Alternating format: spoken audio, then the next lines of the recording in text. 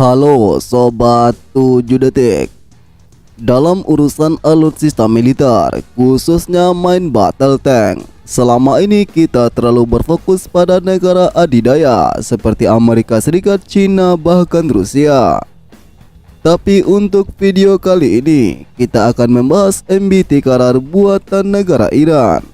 Iran yang selama ini diembargo oleh dunia barat seperti Amerika dan Uni Eropa berusaha memproduksi alutsistanya sendiri, baik itu alutsista darat, laut maupun udara.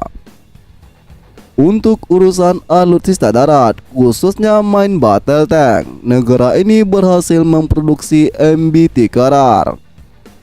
Lalu bagaimana kecanggihan tank Iran ini? Apakah layak disandingkan dengan MBT seperti Leopard 2 dari Jerman, M1 Abrams dari Amerika, bahkan T-14 Armata dari Rusia? Mari kita bahas.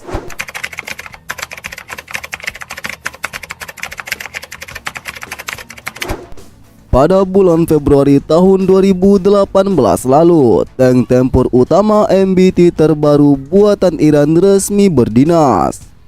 Tank yang dinamai MBT Karar ini mempunyai arti penyerang atau pemukul. Tank ini akan melengkapi MBT Zulfikar, tank buatan Iran lainnya yang telah beroperasi lebih dulu sejak tahun 1996.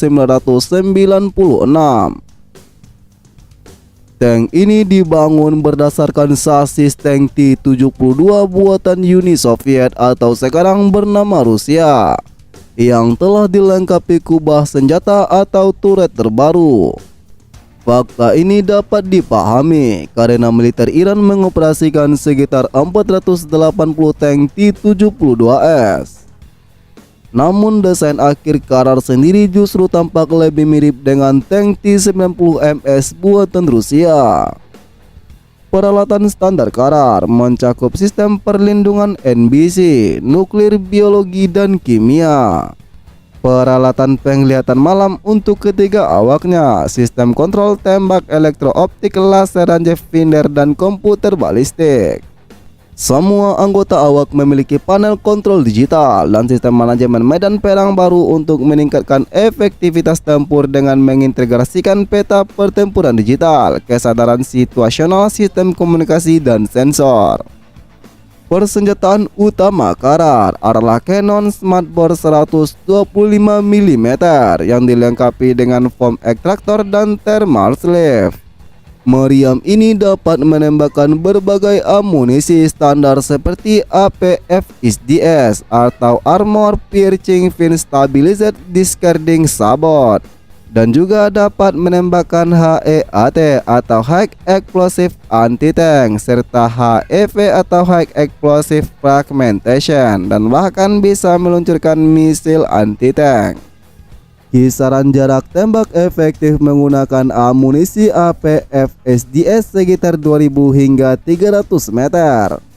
Sedangkan rudal anti-tanknya bisa melumat lawan sejauh 4000 bahkan 5000 meter. Sistem pengisian amunisi otomatis dengan tingkat maksimum tembak adalah sampai 8 putaran per menit atau 1,2 putaran per menit bila harus dipatok secara manual. Sebanyak 22 amunisi tersimpan di ruang autoloader yang siap digunakan dan sekitar 40 butir lainnya termasuk rudal anti-tank tersimpan dalam kompartemen dalam turret dengan sistem pengisian otomatis. Karar hanya membutuhkan 3 orang awak saja, yakni sopir, penembak, dan komandan. Persenjataan kedua Karar untuk sasaran lunak seperti menghadapi pasukan infanteri lawan tersedia Remote Operate Weapon Station dengan senapan mesin kaliber 7,62 mm yang dipasang di bagian belakang sebelah kanan turret tepat di belakang pintu palka komandan. Sistem perlindungan Karar berupa paket ERA di bagian depan lambung dan turret yang dapat meredam tumbukan energi kinetik. Bagian belakang turret dan lambung juga dilengkapi sanggar baja untuk meningkatkan perlindungan terhadap ancaman dari serangan RPG atau granat berpeluncur roket. Meski digadang-gadang asli buatan dalam negeri, namun sebagian komponen utama Karar harus didatangkan dari luar seperti sistem penglihatan yang dipasok oleh perusahaan Fotona dari Slovenia. lalu mesin dieselnya yang dipasok oleh Rusia.